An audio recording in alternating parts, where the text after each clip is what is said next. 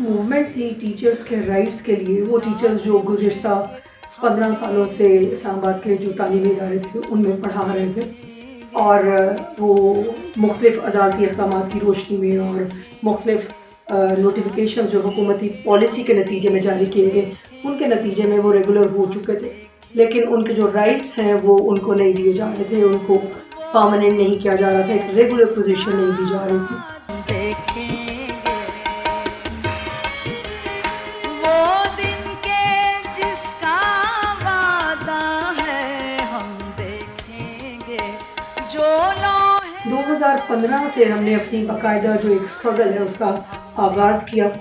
उसमें हम तमाम तर इदारों से और हुकूमती शख्सियात से और जितने भी कंसर्न ऑफिशल्स थे उनसे कॉरेस्पॉन्डेंस के बाद, जब हमारे राइट्स को तस्लीम नहीं किया जा रहा था या अमल नहीं किया जा रहा था हमारे फैसलों पर, तो फिर हम लोगों ने एक रोड स्ट्रगल का आगाज़ किया।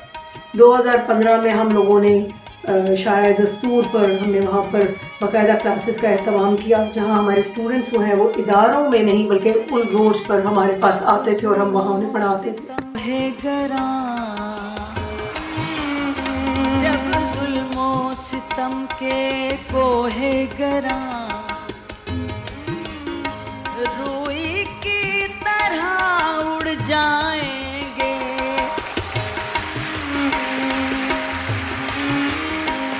जब जुल्मो सितम के कोहे गरा रूई की तरह उड़ जाएंगे,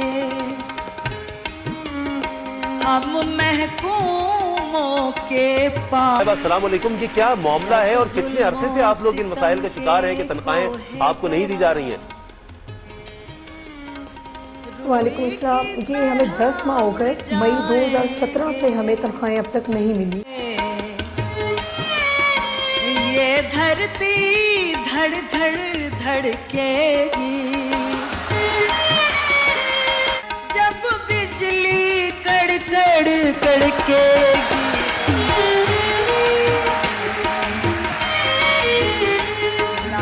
राबिया भाई, ये बताइएगा कि आपके आज जो है वो मुज़ाकरात क्या हुए हैं, क्या कामयाब हो गए हैं, नहीं हुए, आप लोग धरने से उठ रहे हैं या नहीं हुए, तफसील से बताइए।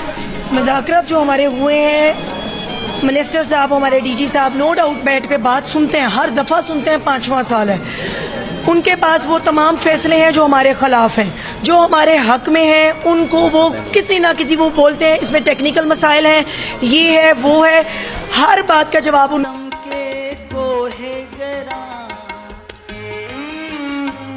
रूई की तरह उड़ जाएंगे, रूई की तरह है। दूसरा मामला हमारा जुड़ा हुआ है वफाकी दारुल हुकूमत के सरकारी इदारों के साथ, जिनके 1709 तलबा 1709 असातिज़ा और टीचिंग स्टाफ, जिनका मुस्तकबिल धड़ धड़ धड़केगी और अहले हक। मैं राबिया वहीद, मैं इस वक्त कोर्ट में खड़ी हुई हूँ, सेशन कोर्ट इस्लामाबाद में। मैं बेल बिफोर अरेस्ट कराने के लिए यहाँ पर आई हूँ। आज हम लोग आए हैं उस FIR के मुचलके जमा कराने जो पार्टी को हमारे खिलाफ 2018 फरवरी 2018 को पार्टी की थी कश्मीर हाईवे ब्लॉक करने की वजह से, और उस पर रेड जो है वो मेरे कॉलेज में गुज़िश्ता 3-4 हफ्ते पहले जो हुई थी, उसके नतीजे में शहरियार अफरीदी साहब जो है वो मेरे कॉलेज आए थे।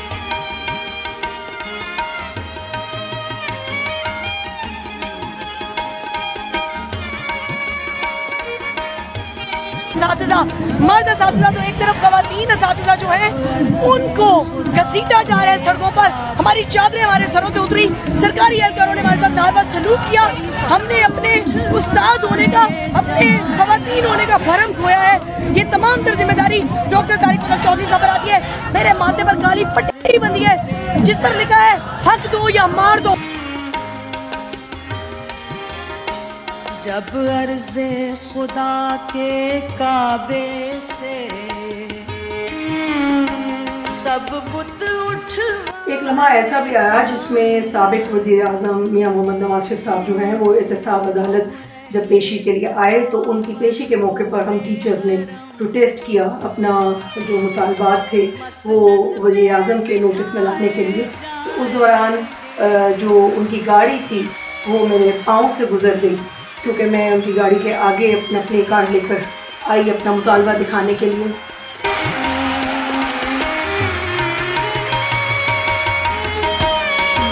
जब अर्ज़े खुदा के काबे से, जब अर्ज़े खुदा के काबे से सब बुत उठवाए जाएंगे। इस रियासत को हम मदीना बनाने का दावा कर रहे हैं। उस रियासत के दारुल हुकूमत इस्लामाबाद में कल रात को कुछ उसातिज़ा, जिनमें मर्द और ख़वातीन दोनों शामिल थे, उनको बहुत ही बहीमाना तरीके से गिरफ्तार किया गया।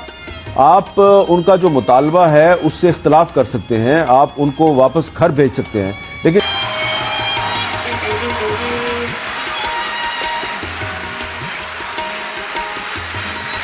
इस सारी जदोजहद के दौरान एक ऐसा लम्हा आया जिसमें हमें कश्मीर हाईवे पर हमें बैठना पड़ा अपने मुतालबात की मंजूरी के लिए, हुकूमती अरकान की तवज्जो लेने के लिए। और वहाँ पर बहुत सिचुएशन ऐसी बन गई कि उसमें प्रिजन वैन्स आ गई जहाँ पर हमें गिरफ़्तार करने के बिल्कुल ऑर्डर्स थे। और उसके बाद फिर मुझ पर और मेरे कुछ साथी जो थे मेरे साथ, उन पर FIR हुई।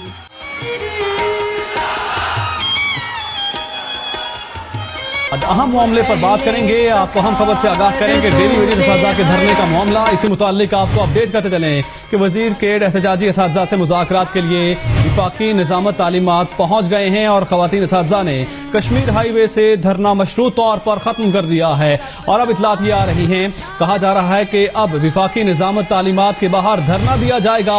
एहतजाजी असातिज़ा की जानिब से ये मौक़िफ़ सामने आया है। 6 घंटे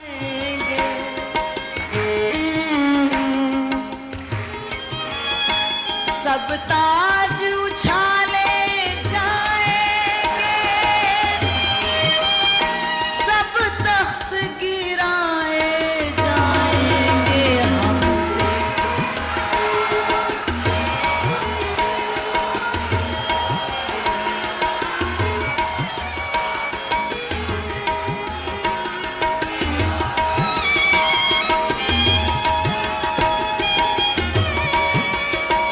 बस नाम रहेगा अल्लाह का। तमाम लोग जो ये वीडियो मैसेज देख रहे हैं YT के पेज पे, उन सबसे मेरी रिक्वेस्ट है, आज हम तारिक फजल चौधरी साहब के अवामी राब्ता दफ्तर के बाहर आकर बैठे हैं और आज से हमारा एहतजाज यहाँ पर होगा, प्रेस क्लब में नहीं होगा। आज से हम यहाँ पर बैठेंगे जब तक हमारे मुतालबात नहीं मान लिए जाते। नेक्स्ट बजट आने वाला है, हमारा मसला अगर हल करना चाहें तारिक फजल चौधरी साहब और ये हुकूमत, तो नेक्स्ट बजट में हमारी सीट्स क्रिएट करवाई जा सकती हैं। सीट्स क्रिएट कराने में इनको मसाइल हैं, तो ये हमारे लिए तनख्वाहें 35 से 40 हज़ार रखवा सकते हैं, इनके दायरे इख्तियार में है। उठेगा नल हक का नारा। इस सारी स्ट्रगल में बहुत मुश्किल वक्त भी आया। एज प्रेसिडेंट ऑफ YTA मैंने जब अथॉरिटीज़ के मेल ट्रीटमेंट के हवाले से आवाज़ बुलंद की तो मुझ पर एक डेफेमेशन केस कर दिया गया, जिसे मुझे 3 साल तक फेस करना पड़ा। और उस दौरान बहुत मेंटल प्रेशर और कुलीग्स की तरफ से, इदारों के सरबराहान की तरफ से बहुत एक मेंटल एगनी का मुझे शिकार होना पड़ा। लाजिम है कि हम भी देखेंगे, हम देखेंगे।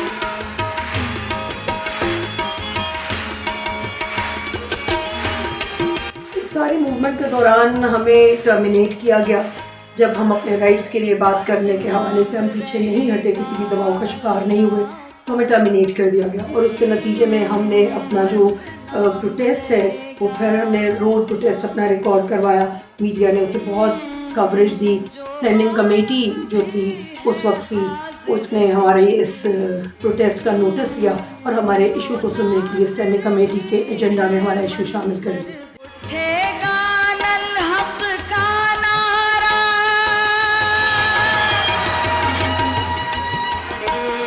उठेगा